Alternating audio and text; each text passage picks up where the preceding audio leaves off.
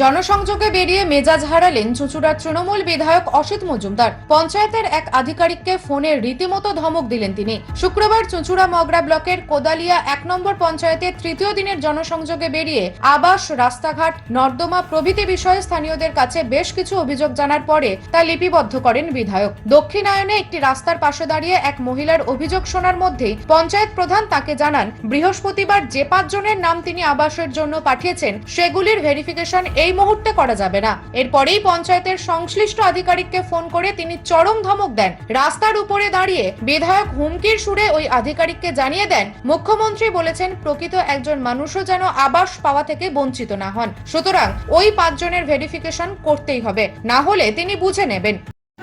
করছেন না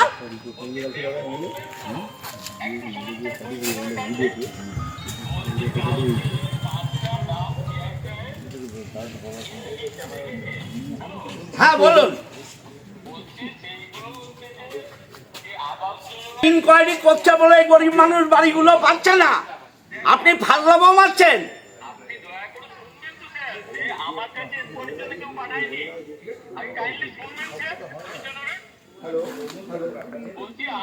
আপনি আমার ধৈর্য ধরার দরকার নেই। যে ৫টা বাড়ি আমি দিয়েছি আপনি ইনকোয়ারি করে ঠিক কিনা রিপোর্ট দিন ভিডিওকে। এই কালু, এই কালু এদিকে আয়, এই টুকুন এদিকে আয়।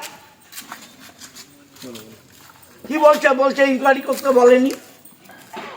হ্যাঁ বলুন।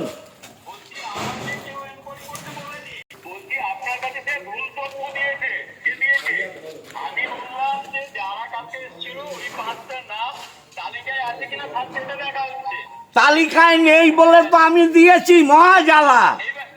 তালিকায় থাকলে আমি নাম দেবো কেন?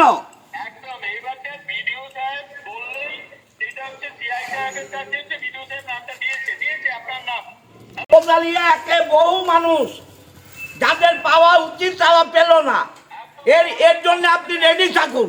বিধায়ক অবশ্য এদিন রাখঢাক না করেই বলেন, আমি নিশ্চিত ওই আধিকারিক সহ যারা সঠিকভাবে আবাসের তদন্ত করছেন না তারা সিপিএম এর কোঅর্ডিনেশন কমিটির লোক।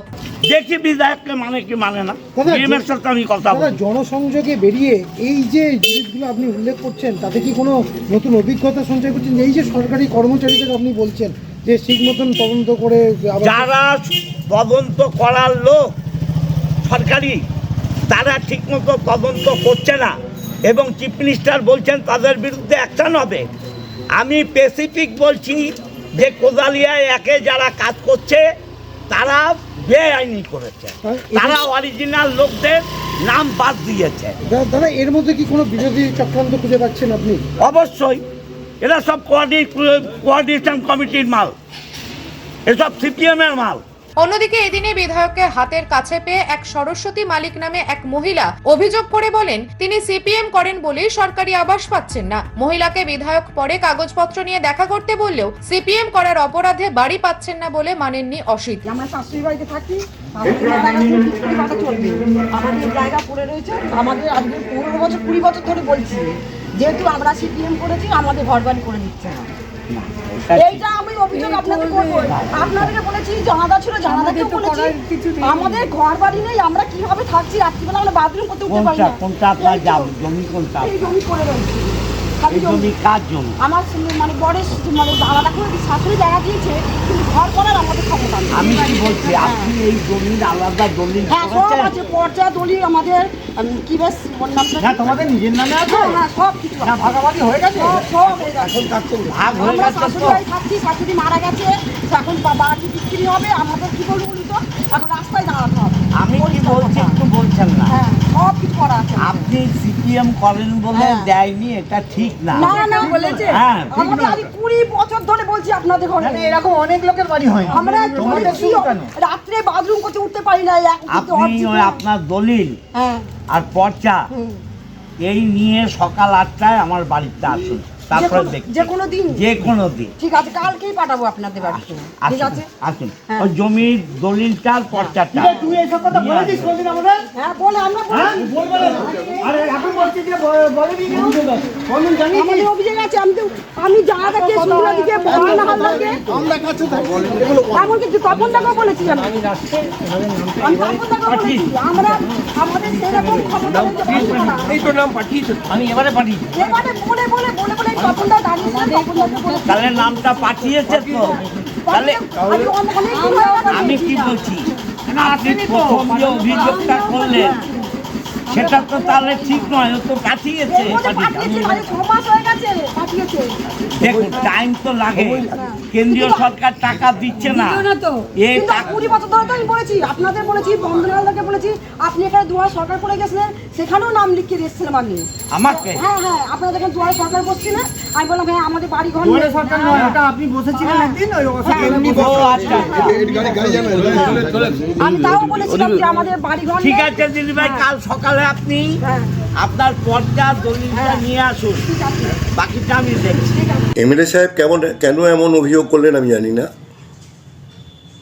ওনার তো খুশি হওয়া উচিত ছিল।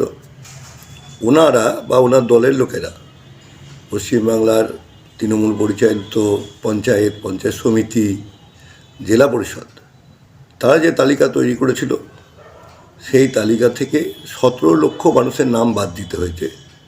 একথা আমি বলছি না, একথা পশ্চিমবাংলার মাননীয় মুখ্যমন্ত্রী এবং তৃণমূল কংগ্রেসের সর্বভারতীয় সভাপতি মমতা বন্দ্যোপাধ্যায় মঞ্চ থেকে বলেছেন। আমি কোয়ার্ডিনেশন কমিটির যারা কর্মী নিচ থেকে ওপর পর্যন্ত তাদের সকলকে চিনি, অনেককে চিনি, সকলকে চিনি বললে ভুল হবে, অনেককে চিনি, জানি।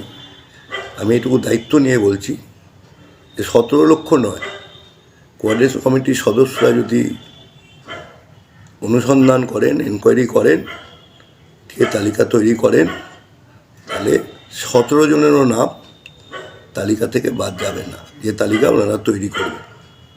তাই এমএলএ সাহেবের উচিত হচ্ছে ওনাদেরকে সাহায্য করা, সহযোগিতা করা সারা পশ্চিমবাংলায়, তাহলেই সঠিক একটি তালিকা তৈরি হবে।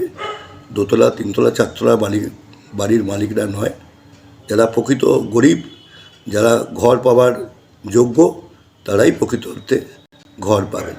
আমি এমএলএ সাহেবকে বলবো যে অভিযোগ না করে যারা তদন্ত করছে তারা যদি প্রকৃত অর্থেই কোয়ার্ডিনেশন কমিটির সদস্য হন, তাদেরকে সাহায্য এবং সহযোগিতা করুন। অন্ততপক্ষে যে 12-13 বছরের যে দুর্নীতি, এই দুর্নীতি আর আবাস তালিকায় থাকবে না। আপনারা তো আবাস প্রকল্পের নামটাই বদলে দিয়েছিলেন। আপনি সাহায্য সহযোগিতা করুন, প্রকৃত গরিবরাই ঘর পাবে। নিউজ আজ বাংলা, হুগলি। নিজের পছন্দ মতো বাইক কিনতে চান? তাহলে আজই আসুন হুগলি জেলার সর্ববৃহৎ হিরো অনুমোদিত শীততাপ নিয়ন্ত্রিত ডিলার সুপার অটোয়। এখানে রয়েছে নিত্য নতুন বাইকের সম্ভার, অত্যাধুনিক বাইক সার্ভিসিং এর সুবিধা ও পাচ্ছেন হিরো কোম্পানির অরিজিনাল স্পেয়ার পার্টস। এছাড়াও এখানে সমস্ত পেট্রোল ডিজেল গাড়ির ধোঁয়া পরীক্ষাও করা হয়। আমাদের ঠিকানা ভীমপুর তারকেশ্বর, হুগলি। ফোন নাম্বার 9434026200 এবং 9289922801। তাই বলি, পছন্দের বাইক আপনার আর পরিষেবা সুপার অটোর।